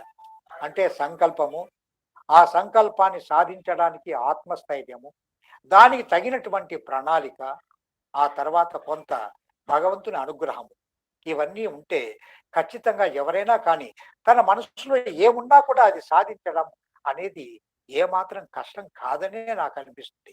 ఇలాంటి కేసులు చాలా ఉన్నాయి. చాలా కంపెనీలు కూడా ఇట్లాగే పైకి వచ్చాయి. చిన్న చిన్న కంపెనీలు, ప్రారంభం చేసినటువంటి కంపెనీలు కొంత మార్పుతో మార్కెట్ను క్యాప్చర్ చేసుకోవడానికి ప్రయత్నం చేస్తున్నాయి. ఫర్ ఎగ్జాంపుల్ మీరు అందరూ చూసే ఉంటారు డెల్ కంప్యూటర్స్ ఒక చిన్న కంపెనీ ప్రారంభం చేసినప్పుడు కానీ అతను అనుసరించినటువంటి ఒక వైవిధ్యమైన మార్కెట్ స్ట్రాటజీ డెల్ కంపెనీ మిగతా కంపెనీలతో సమానంగా తీసుకొచ్చేసింది. అంటే even today he is a competitor for other companies. Infosys కానివ్వండి, ఇంకోటి కానివ్వండి, అన్ని కంపెనీలకు కూడా డెల్ కంపెనీ ఒక పెద్ద కాంపిటీటర్. చైనాలో, జపాన్లో అన్నింటికంటే కూడా ఎక్కువగా డెల్ కంప్యూటరే వాడతారట. కారణం ఏంటంటే ఆయన చేసినటువంటి ఒక చిన్న మార్పు, మార్కెటింగ్లో డైరెక్ట్గా కన్స్యూమర్ దగ్గరికి వెళ్ళడం, డైరెక్ట్గా కన్స్యూమర్ దగ్గరికి వెళ్ళి తనకు ఉండేటటువంటి తన వస్తువు యొక్క నాణ్యత గురించి, తన వస్తువు యొక్క ఉపయోగం గురించి ఎక్కువగా వాళ్ళకి చెప్పి వాళ్ళందరినీ కూడా దాన్ని కొనుక్కునేటట్టుగా చేసినటువంటి ఒక కెపాసిటీ కేవలం డెల్కి మాత్రమే ఉందని మనం చెప్పుకోవచ్చు. మన దేశంలో అలాంటిదే ఒక సంస్థ, ఒక అమ్మాయి ప్యాట్రిషియా అనే అమ్మాయి మెరీనా బీచ్లో టీ అమ్ముకుంటూ ఉండేది. టీ అమ్ముకుంటూ ఉన్నప్పుడు ఎక్కువగా లాభం వచ్చేది కాదు, ఎక్కువగా వ్యాపారం జరిగేది కాదు. ఆ తర్వాత మెరీనా షాపు బీచ్ వదిలేసి ఆ అమ్మాయి అటు ఇటు వెళ్తూ ఉంటే ఇడ్లీలు అమ్మేవాళ్ళు కనపడ్డారు. అప్పటికి ఆ అమ్మాయికి ఉన్నట్టుండి ఒక ఐడియా వచ్చి చాలా క్వాలిటీ కలిగినటువంటి ఇడ్లీలు తయారు చేయడం, ఉన్నతమైనటువంటి ఇడ్లీలు తయారు చేసి క్వాలిటీ అన్ని రకాలుగా బాగుండేటటువంటి ఇడ్లీలు తయారు చేసి మొట్టమొదట మెరీనా బీచ్లో అమ్మడం, ఆ తర్వాత వ్యాపారం అభివృద్ధి చెందుతూ పోయేటప్పటికీ చెన్నైలో ఉండేటటువంటి 5 స్టార్ హోటల్స్ అన్ని తాము ఇడ్లీలు చేసేది మానేసి ఈ అమ్మాయికి ఆర్డర్లు ఇవ్వడం మొదలుపెట్టాయి. అలాంటి ఆర్డర్లు ప్రతిరోజు కూడా ఒక్కసారికి 2000 ఇడ్లీలు ఆ అమ్మాయి బయట తీస్తుంది. అది ఉన్నట్టుండి అప్పటికప్పుడు అర్ధ గంట లోపుగా 5 స్టార్ హోటల్స్కు, 3 స్టార్ హోటల్స్కు, ఇట్లాగా కంపెనీలకు ఇట్లాగంతా కూడా పంపిస్తూ ఉంటుంది.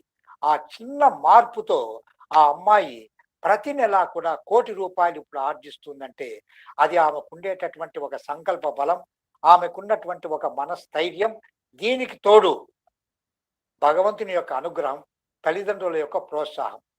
ఈ విధంగా మనం అనుకునేటటువంటి ఈ పర్సనాలిటీ డెవలప్మెంట్ అనేది ఏదో ఒకటి నూతనత్వాన్ని మనం చూపకుండా మనం తయారు చేసే వస్తువు కానీ, మనం తయారు చేసే సేవలు కానీ వీటి ద్వారా మనం మార్కెట్ని క్యాప్చర్ చేయాలనుకుంటే కాదు. ఎందుకంటే మీరు ఒక్కసారి ఇప్పుడు ఉండేటటువంటి దేశంలో హాంకాంగ్ తీసుకోండి. హాంకాంగ్లో ముందు దాదాపు ఒక 30-40 సంవత్సరాల ముందు ఒక 100 పరిశ్రమల దాకా ఉన్నాయి. ఆ 100 పరిశ్రమల ద్వారా వాళ్ళు చేస్తుండే దేశానికి వచ్చేటటువంటి లాభం ఏమీ లేదు. తర్వాత ఆ పరిశ్రమలు అన్నీ క్లోజ్ చేసేశారు. పరిశ్రమలు అనేటివి హాంకాంగ్‌లో ఉండకూడదు అని ప్రభుత్వం నిర్ణయం తీసుకున్న తర్వాత అప్పుడు కేవలం సర్వీసెస్ మీద మాత్రమే వాళ్ళు తమ దృష్టి పెట్టారు. సర్వీసెస్ అంటే బ్యాంకింగ్ సర్వీసెస్, ట్రాన్స్‌పోర్ట్ సర్వీసెస్, ఆ తర్వాత ఇంకా ఏమైనా సర్వీసెస్ కావాలంటే చేయడం మొదలుపెట్టిన తర్వాత ఇప్పుడు సౌత్ ఈస్ట్ ఏషియాలో the best country for providing immensely good service is Hong Kong. Hong Kong సర్వీసెస్కు ఇప్పుడు ప్రస్తుతం చాలా అద్భుతమైనటువంటి దేశంగా ప్రపంచంలోనే కీర్తింపబడుతోంది.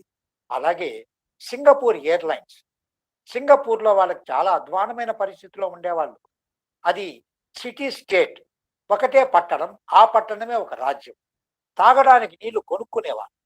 అటువంటి కంపెనీ ఈ సింగపూర్ ఎయిర్లైన్స్ స్టార్ట్ చేసిన తర్వాత ప్రపంచంలో ఎన్ని ఎయిర్లైన్స్ ఉన్నాయో అన్నిటికంటే కూడా ఉత్తమమైనటువంటి ఎయిర్లైన్స్ ఏదైనా ఉంది అంటే అది సింగపూర్ ఎయిర్లైన్స్. కాబట్టి ఇక్కడ మనం చేయాల్సింది పర్సనాలిటీ డెవలప్మెంట్లో మనకు అవసరమైనది సంకల్పము, సంకల్పం తర్వాత ఆత్మస్థైర్యము, ఆత్మస్థైర్యం తర్వాత మనం చూడాల్సింది ప్రణాళిక, ప్రణాళిక తర్వాత మనం చూడాల్సింది మనం ఏ అంశంలో మనం ఇతరుల కంటే బాగున్నాము అనేది చూడాలి. ఫర్ ఎగ్జాంపుల్, బ్రూస్ లీ మొట్టమొదట సినిమాల్లోకి వచ్చినప్పుడు బ్రూస్ లీకి ఎడమకాలు కుడికాలు కంటే ఒక అంగుళం చిన్నది. అందుకని ఆయన సినిమాలు ఎప్పుడు మనం చూసినా కూడా ఎడమకాలు ముందు పెట్టి కుడికాలు వెనక పెట్టుంటాడు. ఎడమకాలు కొంచెం వంగి ఉంటుంది. ఆ తర్వాత అతను ఇంప్రవైజ్ చేసినటువంటి ఆ ఇన్స్ట్రుమెంట్ కూడా ఆయనది, ఆయనే ఇంప్రవైజ్ చేసినాడు. ఆయన ఇంప్రవైజ్ చేసిన తర్వాత ఆ ఇన్స్ట్రుమెంటు, ఆ తర్వాత అతను కొత్త తరహా సే డ్యూయల్స్ ఇన్ మార్షల్ ఆర్ట్స్లో ఒక కొత్త తరహా పద్ధతిని అక్కడ సినిమాల్లో జోడించి ప్రపంచంలోనే ఒక రకమైనటువంటి ఐకాన్గా తయారైపోయినాడంటే అతనికి ఉండేటటువంటి ఆ సంకల్పం, అతని మనోబలం, ఆత్మస్థైర్యం, ప్రణాళిక, ఆ తర్వాత తాను దేంట్లో నిష్ఠాతుడుగా ఉన్నాడు, దేంట్లో అయితే తాను పైకి రాగలడు అని చెప్పుకునే దానికి అవసరమైపోయింది. మన హిందూ దేశంలో మనం చూసాము. For example you take Amitabh Bachchan మొట్టమొదటిసారిగా ఇంటర్వ్యూకి వెళ్ళినప్పుడు ఆయన గురించి చోప్రా చెప్పాడట, నువ్వు చూడ్డానికి నీ మొహం అంతా కూడా గుర్రం మొహంలా ఉంది, నువ్వు సినిమాకు పనికిరావు. అప్పుడు ఆయన ఆలోచన చేసి ఒక్క సినిమా ఛాన్స్ నాకు కావాలని తీసుకున్న తర్వాత ఆనంద్ అనే సినిమాతో ఉత్తమమైనటువంటి నటుడుగా తయారైపోయాడు. ఇది ఆయనకు తెలుసు, ఎందులో అయితే నేను పైకి రాగలను. అలెక్ గిన్నీస్ చూడ్డానికి సన్నగా ఉండేవాడు. సన్నగా ఉండి ఆయన బట్టలు కూడా చాలా లూజ్గా వేసుకునేవాడు. ఆయన ప్రొడ్యూసర్ దగ్గరికి వెళితే ఒక సిపాయి సోల్జర్ పోర్షన్ కోసం వెళ్తే వాళ్ళు చెప్పారు, నువ్వు ఇంత బక్కబక్కగా ఉన్నావు, నువ్వెందుకు పనికొస్తావు ఈ పొజిషన్. సరే, సంకల్పం అయితే ఉంది, ఖచ్చితంగా ఆత్మస్థైర్యం ఉంది, తాను సాధించగలనేటటువంటి ఒక నమ్మకము ఉంది.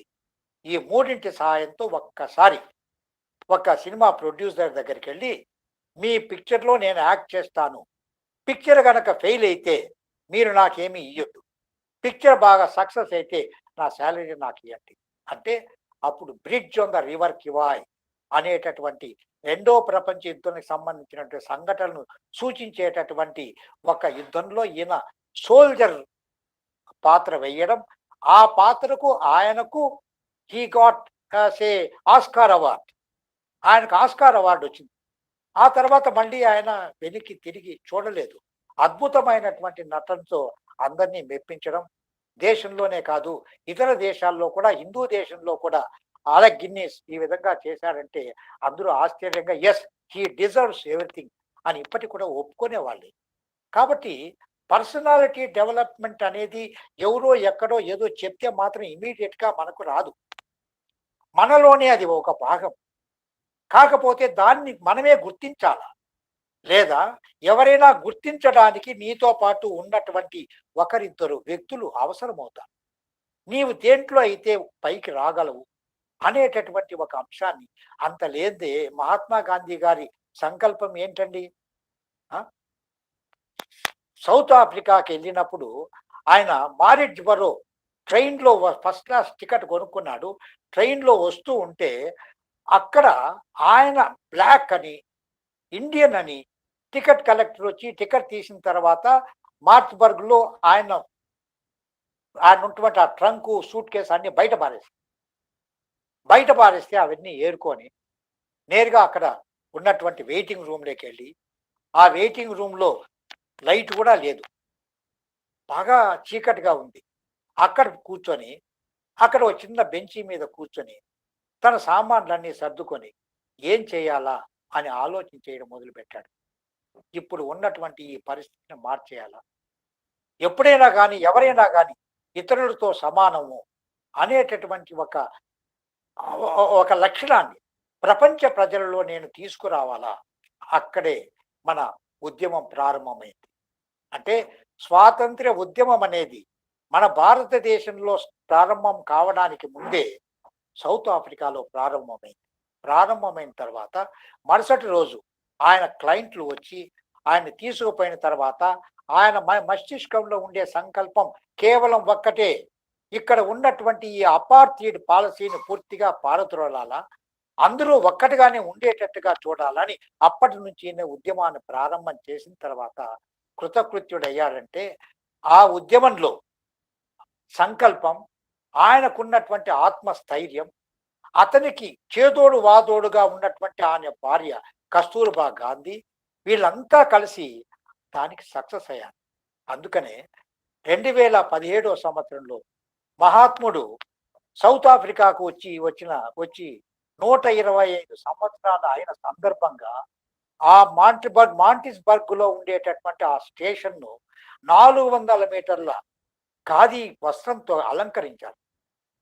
ఆయన విగ్రహాన్ని 36 అడుగుల మహాత్మా గాంధీ విగ్రహాన్ని అక్కడే ఆ స్టేషన్లోనే ప్రతిష్ఠించారు. ఏ రూములో అయితే, చీకటి గదిలో అయితే ఉండి ఆలోచనలో మునిగిపోయి ఉద్యమాన్ని మనసులో నుంచి బయటకు తేవడం మొదలు పెట్టాడో అదే రూములో విద్యుత్ అలంకరణతో దీపాలు వెలిగించారు. అద్భుతంగా కనబడుతోంది ఆ పీటర్స్బరో ఆ చిన్న స్టేషన్. ఆ సందర్భంలో ఒకరు కోర్టుకి వెళ్ళారట. మహాత్ముడు ఇక్కడ ఉండేటటువంటి వారి భారతీయులకు మాత్రమే ఏమైనా చేశాడు, కానీ నల్లజాతి వాళ్ళకి ఇక్కడ ఏం చేశారు కాబట్టి మనం ఇంత ఆయన్ను సన్మానించాలా అని కోర్టుకు వెళితే జడ్జి ఆ పిటిషన్ చూసిన తర్వాత చెప్పాడట, మహాత్ముడు మనకేమీ చేయలేదని చెప్పడానికి ఏమాత్రం సబబు కాదు. మహాత్ముడు ప్రపంచ వ్యక్తి, మన దేశానికే కాదు ప్రపంచానికే ఒక రకమైనటువంటి దృష్టిని ఇచ్చాడు. ప్రపంచంలోనే వెనకబడినటువంటి దేశం కానీ, స్వతంత్రం లేనటువంటి దేశం కానీ ముందుకు రావడానికి ఒక రకమైనటువంటి క్రియాశీలకంగా పనిచేస్తాడు. ఒక రకమైన ఇన్స్పిరేషన్, ఒక రకమైనటువంటి మోటివేషన్. నెల్సన్ మండేలా మళ్ళీ 27 సంవత్సరాలు జైల్లో ఉండి సౌత్ ఆఫ్రికాకు స్వాతంత్రం సంపాదించాడంటే దీనికి ముఖ్య కారణం మహాత్మా గాంధీ గారు ఇచ్చినటువంటి ప్రేరణ తప్ప ఇంకా ఏమీ కాదన్నారంట. అందుకని మన దేశంలోనే కాదు, ఇతర దేశాల్లో కూడా ఆ బ్రిటన్ దేశంలో ఉండేటటువంటి ఆ దేశాన్ని కూడా రావడానికి, స్వతంత్రం రావడానికి ముఖ్యమైన కారణం అక్కడ వాళ్ళు అవలంబించినటువంటి నాన్ వైలెన్స్ విధానం. బాబీ శాండ్స్ 66 రోజులు ఏమాత్రం నీళ్లు కూడా తీసుకోకుండా, అన్నం తినకుండా అక్కడ చేసినటువంటి ఆ నాన్ వైలెన్స్ పద్ధతి ద్వారా చివరకు ప్రాణాలను కూడా కోల్పోయాడు. తర్వాత ఐర్లాండ్కు స్వాతంత్రం వచ్చింది. కాబట్టి ఎక్కడ దేశంలో, ప్రపంచంలో ఎక్కడైనా కానీ ఏ విధమైనటువంటి ఆయుధము ఉపయోగించకుండా ఖచ్చితంగా స్వాతంత్రాన్ని సమపార్జించుకోవాలంటే మహాత్ముడు చెప్పినటువంటి ఆ పద్ధతి తప్ప ఇంకా ఏ పద్ధతి లేదని ప్రతి ఒక్కరికి అనిపిస్తుంది. కాబట్టి ఉద్యమాల పుట్టుక కూడా ఒక్కొక్కసారి చాలా ఆశ్చర్యంగా ఒక వ్యక్తి యొక్క మదిలో ఏర్పడినటువంటి సంకల్పం, ఆ సంకల్పానికి ఆయన దాంతో పాటు ఉద్భవించినటువంటి సెల్ఫ్ కాన్ఫిడెన్స్, ఆ సెల్ఫ్ కాన్ఫిడెన్స్ తో పాటు వచ్చినటువంటి ప్రణాళిక, ఆ ప్రణాళికలో సంబంధించినటువంటి వ్యక్తులంతా కూడా కొంతమంది మనతో పాటు అందులో కలిసి వస్తే ఏదైనా సాధించవచ్చు. క్విట్ ఇండియా మూమెంట్ లో ఎవరు ఎక్కువగా సహాయం చేశారు అంటే ప్రజలు. మీకు అందరికీ కూడా తెలిసే ఉంటుంది, అప్పట్లో భారతదేశం యొక్క జనాభా కేవలం 30 కోట్లు మాత్రమే. కానీ స్వాతంత్ర సమరంలో, స్వాతంత్ర సమర పోరాటంలో పాల్గొన్నటువంటి భారతీయులు కేవలం 4 నుండి 6 లక్షలు మాత్రమే ఉన్నారు, అంతకంటే ఎక్కువ లేరు. కానీ అందరూ కూడా మహాత్మా గాంధీకి వారి యొక్క మారల్ సపోర్ట్ ఇచ్చినారు. ఈ 4 లక్షల మంది, 6 లక్షల మంది చేసినటువంటి ఈ సేవల ఫలితంగా విదేశీ వస్తువులు ఎవరెవరైతే ఉపయోగిస్తూ వచ్చారో వాళ్ళంతా కూడా ఆ వస్తువులను బజార్లో వేసి దాన్ని కాల్ చేయడం జరిగింది. కాల్ చేసిన తర్వాత మళ్ళీ అందరూ కూడా ఖద్దర్ను ఉపయోగించడం, ఖద్దరు టోపీలు ఉపయోగించడం. నార్త్ ఇండియాలో మనం ఎక్కడ చూసినా కూడా ఖద్దరు టోపీలు కనపడుతుంటాయి, దాన్నే గాంధీ టోపీ అంటాం. కాబట్టి ఆ గాంధీ టోపీలు, ఖద్దరు వస్తువులు ఎక్కువగా ఉపయోగించడం వల్ల మనకు కాటన్ టెక్స్టైల్ ఇండస్ట్రీ చాలా ఎక్కువగా అభివృద్ధి చెందింది. మన దేశంలో కాటన్ టెక్స్టైల్ ఇండస్ట్రీ విపరీతంగా అభివృద్ధి చెందడానికి ముఖ్యమైనటువంటి కారణం అప్పట్లో ఫారిన్ గూడ్స్ బాయ్కాట్, విదేశీ వస్తు బహిష్కరణ చేయడం వల్ల ఈ పరిశ్రమలు కూడా ముందుకు వచ్చాయి. కాబట్టి ఒక వ్యక్తికి ఆయనకు ఉండేటటువంటి ఆ వ్యక్తిత్వాన్ని, వికాసాన్ని, ఆ వ్యక్తిత్వాన్ని ఒక వికాసంగా మార్చుకోవడానికి వాళ్ళు చేయాల్సినటువంటి పని కూడా ఎక్కువగా ఉంటుంది. అంతేగాని వ్యక్తిత్వ వికాసం మనకు మనమే చేసుకోవచ్చు. మన ఇంట్లో ఉండేటటువంటి కొంతమంది పెద్దలను మనం అనుసరించడం వల్ల కానీ, మన ఇంట్లో మనం చదివేటటువంటి పుస్తకాల వల్ల కానీ, మనము ఆర్జించేటటువంటి పరిజ్ఞానం వల్ల కానీ, వీటన్నింటి వల్ల మన వ్యక్తిత్వ వికాసం ఖచ్చితంగా పెరుగుతుంది. అందుకనే నేను ఈ మధ్య కాలంలో మీరు చెప్తున్నట్టుగా స్టూడెంట్స్కి అందరికీ కూడా స్కిల్ డెవలప్మెంట్ కార్పొరేషన్ అని విజయవాడలో ఒకటి ఉంది, ఆంధ్రప్రదేశ్ స్థాపించినటువంటి ఒక సంస్థ. ఆ సంస్థ దగ్గరికి నేను దాదాపు 3 సార్లు వెళ్ళాను. వీళ్ళు ఎలా చేస్తున్నారు, ఏం చేస్తున్నారు చూడడానికి. చూసిన తర్వాత నాకు ఇష్టపడలేదు. వాళ్ళు చేస్తూ ఉండేది అందులో గొప్పతనం ఏముందో కూడా నాకు తెలియలేదు. విజయవాడ నుంచి ఒక లెక్చరర్ రావడం, ఏదో ఒక టాపిక్ మీద ఒక విద్యార్థికి, ఉండే విద్యార్థులందరికీ కూడా పాఠం చెప్పడం, వెళ్ళిపోవడం. ఇలాంటి పాఠాలు అక్కడ కాకుండా మనలాంటి కాలేజీల్లోనే చాలా అద్భుతంగా చెప్తారు. మనతో పాటు అధ్యాపకులు కూడా మమేకమైపోతారు. మనం ఏం కావాల్సిన అడిగిందంతా కూడా చెప్తూ ఉంటారు. కానీ మనకు కావాల్సింది ఏంటంటే, ఇక్కడ మనకు చెప్పేటటువంటి దానిలో సోషల్ సైన్సెస్, హ్యుమానిటీస్ ఈ రెండూ కూడా మిళితం చేయాలా. అందుకనే నేను 200 గంటలు ఒక ఇంజనీరింగ్ కాలేజీలో 3rd ఇయర్లో నేను ఈ పర్సనాలిటీ డెవలప్మెంట్ తీసుకున్న తర్వాత, పర్సనాలిటీ డెవలప్మెంట్ నేను తీసుకోదలుచుకోలేదు, అది చెప్పదలుచుకోలేదు. మొత్తము ఆ బ్యాచ్ 100 మంది స్టూడెంట్స్ను తీసుకొని వాళ్ళను దత్తతకు తీసుకున్నట్టుగా 2 సంవత్సరాల్లో 100 గంటలు 200 గంటలతో 4th ఇయర్ అయిపోతేనే వాళ్ళందరికీ కూడా కార్పొరేట్ కంపెనీల్లో, వాళ్ళకు కావాల్సినటువంటి కంపెనీల్లో ఉద్యోగాలు ఇప్పించాలనేటటువంటి ఒక నాకు కూడా సంకల్పం. అదే సంకల్పంతో నేను ఇప్పుడు ఒక అకాడమీ ప్రారంభం చేసినాను. చాలామంది నా స్నేహితులంతా కూడా సహకరిస్తున్నారు. అలాంటి స్నేహితుల యొక్క సహకారంతో నేను నాకున్నటువంటి సంకల్పంతో స్వతహాగా నా డబ్బే ఖర్చు పెట్టి దీన్ని విద్యార్థులకు ఉపయోగించుకునేదానికి ఒక రకమైనటువంటి ప్రయోగశాలగా మార్చాలని ఒక తాపత్రయం. తర్వాత అక్కడే రీసెర్చ్ వర్క్ కూడా, ఎవరైనా పిహెచ్డి చేయాలంటే అక్కడికే గైడ్లు, బాగా పేరు పడినటువంటి గైడ్లు అంతా కూడా వస్తారు. వాళ్ళతో పాటు మీరు కూర్చోవచ్చు. కూర్చున్న తర్వాత మీకు కావాల్సినటువంటి డౌట్లు ఏవైనా క్లియర్ చేయొచ్చు. ఒక 2 రోజుల పాటు అక్కడే మీకు కావాల్సిన సౌకర్యాలన్నీ కూడా అక్కడ ఉన్నాయి. అక్కడ రిషి వ్యాలీకి దగ్గరగానే ఉంది. అక్కడే ఈ రీసెర్చ్ చేసేటటువంటి విద్యార్థులు అక్కడికి వస్తే ఒక 2 రోజుల పాటు అక్కడే ఉండొచ్చు. అక్కడే ఉండి గైడ్ దగ్గర మీకు కావాల్సిన సహకారాన్ని తీసుకోవచ్చు. మీరు కూడా డాక్టరేట్లు కావాలా, ఇవన్నీ కూడా నేను కూడా నా మనసులో ఉన్నటువంటి సంకల్పాన్ని, నాకు కూడా ఎట్లా తిరిగి చేయాలనేటువంటి ఒక ఉద్దేశం అయితే ఉంది. ఈ లోపుగా ఈ రీసెర్చ్ వర్క్కు అందరినీ డాక్టర్లుగా తయారు చేయడానికి కావాల్సినటువంటి ఆర్థిక సహాయం కోసం కొన్ని కాలేజెస్లో కొంతమంది విద్యార్థులను తీసుకోవాలా అనేటటువంటి ఒక ఉద్దేశం కూడా ఉంది. 100 మంది విద్యార్థులు కంప్యూటర్స్ అండ్ కమ్యూనికేషన్స్. ఎవరైనా విద్యార్థులకు అవసరం అనుకుంటే ఈ పనులన్నీ నేనే చేసేస్తాను. అంటే వాళ్ళకు అడ్వాన్స్డ్ టాపిక్స్ చెప్పడం దగ్గర నుంచి వాళ్ళకి English language extemporally capable of giving a speech అంత దూరం తీసుకెళ్ళి ఆ తర్వాత సోషల్ సైన్సెస్, హ్యుమానిటీస్ వీటిలో అవసరమైనటువంటి పరిజ్ఞానాన్ని వాళ్ళకి అందించి ఎక్కడికి వెళ్ళినా కూడా అన్నింటిలోనూ కూడా ఒక ఉత్తమమైనటువంటి ఒక సిటిజన్గా తయారు చేసి ఎవరైనా కూడా సులభంగా తీసుకుంటాడు. అంటే నేనేదో అక్కడ రికమెండేషన్తో పోతున్నాను కాదు, విద్యార్థులను ఆ లెవెల్కు ఆ స్థాయికి తీర్చిదిద్ది కంపెనీలే మన దగ్గరికి వచ్చి మా కంపెనీకి పంపించండి అని అడిగేటటువంటి స్థాయికి తీసుకెళ్లాలా అనేటటువంటి ఒక ఉద్దేశంతో ఉన్నాను. అది త్వరలో ఒక 15-20 రోజుల లోపల నేను ఈ అకాడమిక్ ఇయర్ పూర్తి కాకనే ఈ అకాడమీ ముందుకు వస్తుంది.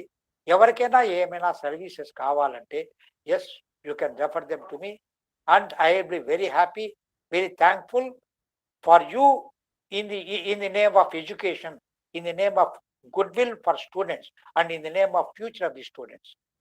అందుకనే నాకు ఈ అవకాశం ఇచ్చినటువంటి మిత్రులు మాణిక్యం గారికి, ఆ తర్వాత కళాశాల ప్రిన్సిపల్ గారికి, ఇతరత్ర ఎరుడైట్ ఫ్యాకల్టీ మెంబర్స్, మేడం ఇద్దరు వచ్చారు మేడమ్స్, వాళ్ళిద్దరికి అందరికీ కూడా హృదయపూర్వకంగా నేను నమస్కారం చేసుకుంటూ నాకు అవకాశానికి నన్ను నేనే మీకు కృతజ్ఞతలు తెలియజేస్తూ ఇంతటితో విరమించుకుందాం అనుకుంటున్నాను. కానీ ఇప్పటికి నేను చెప్పింది కేవలం ఈ పర్సనాలిటీ డెవలప్మెంట్లో 1/4 మాత్రమే చెప్పినాను. ఇంకా 3/4 చెప్పాల్సింది ఉంది. భగవంతుడు మళ్ళీ ఎప్పుడైనా ఒక అవకాశాన్ని ఇస్తే మీ కాలేజీకి ఖచ్చితంగా మళ్ళీ ఇదే విధంగా కలుసుకోవడము లేదా మళ్ళీ ఇంకొక రకంగా రావడము 2 జరుగుతుంది. మీకందరికీ సుమాంజలు అర్పిస్తూ సెలవు తీసుకుంటున్నాను. నమస్తే. So thank you, sir. Thank you మా. We were all pleased with your inspiring lecture with live illustrations. So I think our students learned a lot from your today's lecture. Students, thank you, sir. Thank you for. I want feedback from students, Ma, if you can get it afterwards. Yeah, sir, sure. We'll forward to you, sir. Thank Thank you. Thank you for sparing your valuable time. Nothing. your It's a busy pleasure. schedule. It's my pleasure. Thank It's my pleasure. Thank you, sir. So students, I wanted to narrate a small story at this juncture. So a small boy went to his grandfather and he asked how you were very successful in your life. So his grandfather, he didn't tell any words. You are very small, you can't understand all this. So will go and buy 2 saplings from a nursery. So they both went, they bought 2 plants and they returned home. They planted one in the backyard and one in a pot in front of their home. So grandfather asked his grandson, which one do you think the most successful in the future? The boy said, the plant which we planted in the pot and kept in front of our home. The grandfather didn't tell anything. So let's wait and see. After few years, the boy became a teenager. He came back to his grandfather's place and now he asked, grandfather, why you didn't answer anything about my question? How we can become successful in life? The grandfather, he took to the plants. The one that planted in a pot is like a plant itself, and one planted in the backyard, it is grown to a big tree. Now he asked, which one is greater? The boy said, the outside one, it's greater, but it should have cope up many challenges than the one inside. The grandfather said, yes, the risk of dealing with challenges is worth. It can spread its roots wider and the leap towards the heaven. Students, from this, what we have to learn, if you choose the safe option, all of your life, you will never grow up. You have to face the challenges in the world, go ahead, and the sky is the limit, right?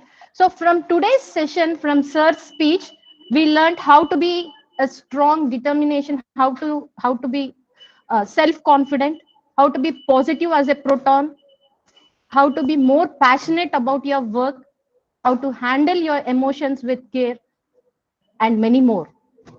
So let us hope for one other chance the other day. And thank you very much, sir, for your valuable speech.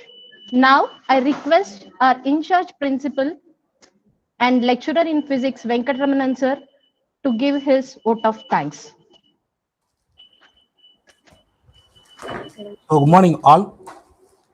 I thank our keynote speaker, Sri V. Noor Mohammed, retired principal of Viswam Institute of Technology, Vadanapalli, for giving excellent speech and for his motivational speech to our students. So thank you very much, sir. You have given very wonderful speech to our students, and we will also invite you if time permits after the lockdown period. Thank you very much, sir. I thank our principal dynamic personality, Sri N.S. Venkatesh Kumar, sir, for giving such wonderful opportunity for supporting us to conduct such type of programs. Thank you very much, sir. I thank our coordinator, Sri Vijay Kumar from Lecturer in Mechanical Engineering Department, for arranging this program nicely. And I thank our team members, Srimati K.M. Josna Madam Garu and Srimati D. Sirisha Madam Garu, and for arranging feedback form and everything by Sri U. Sirisha from EC department, and all other team members. I thank all other team members. So thank you very much, my dear colleagues, my dear staff members, and my dear team members. So thank you very much. Thank you, students, for participating, and kindly make use of our retired principal Sri V. Noor Mohammed sir advice and follow in life and come up in life. Thank you very much. Thank you very much, sir. Madam, over to Srisha, madam. Yeah, students, thank you very much for your participation. A feedback link has been posted in the Telegram group in co-curricular activities group. Please fill the feedback form and send it back soon. So tomorrow there will be a live session again at 10 a.m. Please join at 9:50 earlier. So thank you, sir. Thank you very much.